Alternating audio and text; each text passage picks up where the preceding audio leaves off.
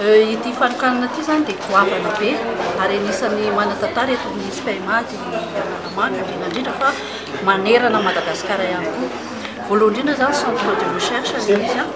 amin'ny langue labo ary ao koa ny pratique amin'ny ara-tsiansy satria zahay manofana ny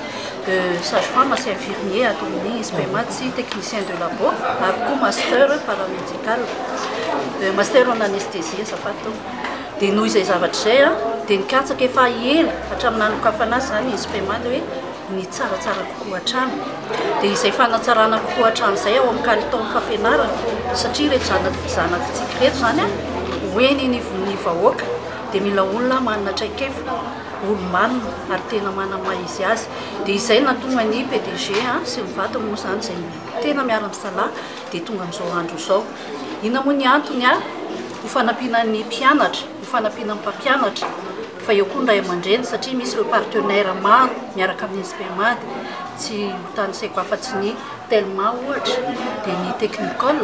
dia ny Scolaris ihany koa miara-miasa aminay zareo ireo ho fanampianan'ny ray aman-dreny sy ny mpianatra ary ny mpampianatra ho satria raha hanao recherche ny mpianatra izay ao anatin'ny système LMD izay tena tsy ho tanteraka mihitsy fa mila fitaovana ary fomba dia ireo hitantsika ireo dia izahay ngamba tsy hoe dia ravadinareo nahita dia izahay no anisany institut privé tsy ndriko tsara anisany nahatafavoaka an'izay système LMD satria semi LMD izy teo fa izao izy efa tanteraka ny LMD recherche satria ny système LMD dia miankina amin'izay participation active de l'étudiant fa tsy mpampianatra foana no mampianatra tsy mety anefa izay raha tsy eo ilay fitaovana. Dia hitantsika teo ireo connexion internet izay irana amin'ny Telma ao koa Scolaris izay manome bebe kokoa ny fiarahanay amin'ny administration ny mpianatra tsirairay izay azondray aman-dreny tsy dina ao anatin'ny tranokala ozytsika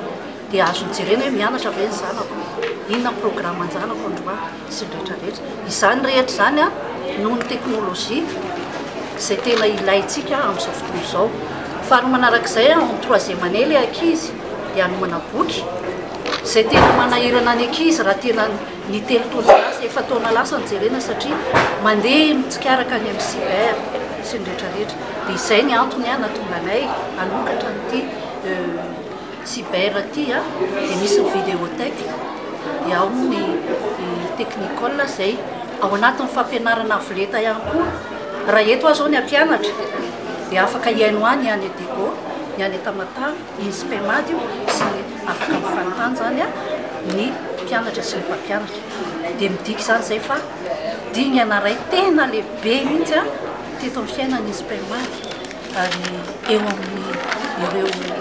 ministera rehetra miara-miombina antoka aminay sy ny mpiara-miombina antoka rehetra moa zany izay zany ny tena antony. Ao koa hitantsika teo ireo fitaovana anaovana pratika ny paramédicaux dia tsy maintsy miainga amin'izay pratika izay satria izay no asany rehefa avy eo ampiasan'ny tanana sy ny fahaizana. Hitantsika teo ilay mannequin ho an'ny sage-femme izay misy accouchement apetraka ny prise dia mandeha ny accouchement dia tena hita amin'ny mpianatra hoe ohatr'izao ilay izy fa tsy antsaina fotsiny ihany ary ndraindray izy mety tsy hita olona koa any amin'ny stage anaovany an'izay pratika izay.